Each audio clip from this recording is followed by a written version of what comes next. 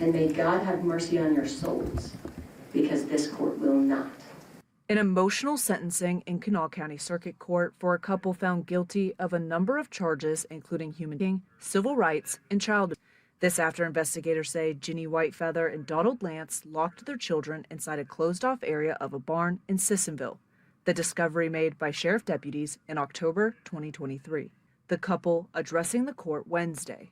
I'd just like the court to know that I have made mistakes, and I'm very sorry for that. And I love my children. I have never, ever done anything to any one of my 8 children to harm them intentionally. I'd just like to say, the children, I do love you. Those children also addressing the court through impact statements. The eldest child calling Whitefeather and Lance monsters and saying they were tortured mentally. Another one of the children saying, "I will be something amazing. I will be strong and beautiful. You will always be exactly what you are." Horrible. Even the youngest child writing a letter that was read aloud. Taught to laugh at my siblings and told they were bad. I was kept from them and watched all this stuff happen. Now in my new home, I see that everything was not right there with Jeannie and Donald. Prosecutors making a plea for a penalty they believe fits the crime. I ask you to remember that Jeannie Whitefeather and Donald Lance have provided these children with a life sentence. They are beautiful and wonderful children. I cannot say enough good about these children. But they will deal with the effects of Mr. Lance's and Miss Whitefeather's treatment for the rest of their lives. The couple likely to spend the rest of their lives behind bars. The judge handing down a sentence of more than 200 years for Whitefeather and more than 150 years for Lance. She also left both with strong words. That they will bear the psychological scars of what was done to them by you, Jeannie Whitefeather, and you, Donald Lance, for the rest of their lives. Abby Lord, WSAZ, Kanawha County. And we have to give a hand clap to that judge. Peace and blessings, all praises to the Most High. There you see these evil white monsters, as the children call them, sentenced to 200 years and 175 years for keeping their 5 adopted black children locked up in barns, treating them like slaves, making them work from sunup to sundown, carrying large bales of waters, farming, pretty much like they were field hands. And these children were barely teenagers. As you heard the judge say, may God have mercy on your souls, because this court will not.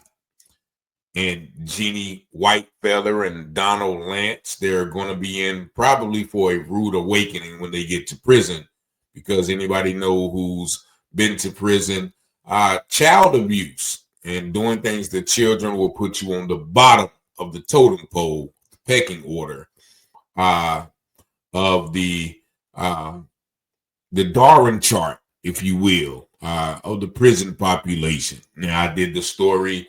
It was uncovered, a couple of years ago, and I did a story, I think it was earlier this year or late last year, where the couple had moved from somewhere like California, and they were evidently doing the same thing to the children there. They had moved to somewhere in West Virginia, where they thought that they would be able to continue their torture of these children.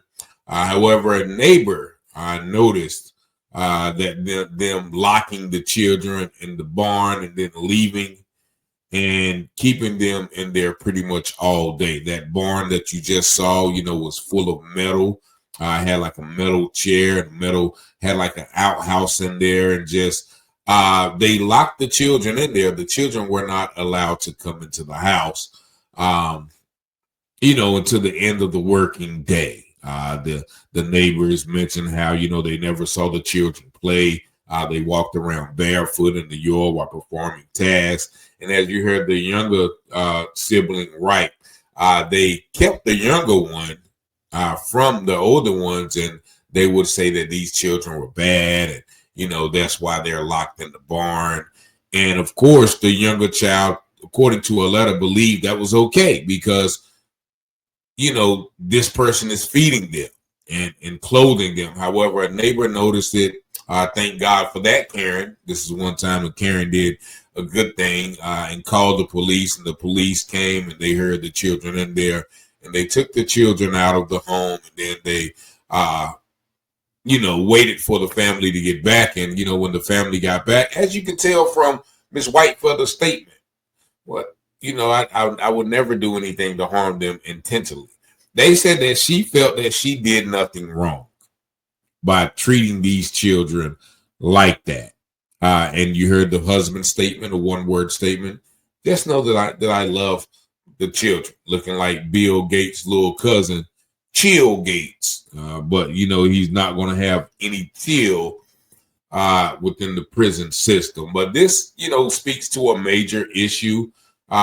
And a lot of times, I often wonder when I see white people with black children, how those children are being treated, either intentionally or unintentionally, by meaning, some things that, white people may do to black people, that it may be cool if the children were white, but, speaking in certain ways and, joking about certain things could have a detrimental effect on them, with the perception of their own well-being, meaning like if they're joking about black people on TV, then the black little kids look at it and start laughing and picking out their own self, unknowingly thinking it's a joke, but that could develop a negative self-perception of their own self or their own people, being that, they are disconnected in a sense from cultural norms. We all know about cultural norms and cultural values. So certain things that, are acceptable in white households and the joke about because everybody's white may not be acceptable, in mixed rooms. So I always kind of cringe, hopefully, and once again, not grouping everybody in the same category. However, these things have come out before where, black children are being mistreated. And we all know that, some people are unfit parents, no matter what color they are, no matter what color the children are. So fortunately for this case, this happened 2 days ago. So the family was sentenced. These people will no longer be able to harm children, and hopefully those children will be able to overcome the trauma that they've dealt with, because, keep in mind that they are young and impressionable minds. Psychology and psychiatry states that when you have a traumatic event at a young age, then, it can be an arrestment to your development. And probably arrestment is not a word, but, you get the point. It could lead to arrested development, in those children. So we hope that they, are able to overcome this, because mind you, they were in the foster system. They were adopted. So evidently they came from less than favorable circumstances. And then to be held like this, to be treated less than human, to have their civil rights violated, this is more than, traumatizing for these young children. But nevertheless, Donald Whitefeather and Donald Lance and Jeannie Whitefeather, I hope you enjoy your life sentence in prison. And, I hope you enjoy everything that comes with the sentence, because now you are going to be at the mercy of some inmates, just like you had those children at the mercy of your evility.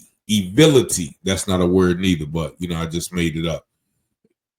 At the mercy, of your evilness. But, y'all let me know what y'all think in the comments. Have y'all seen this?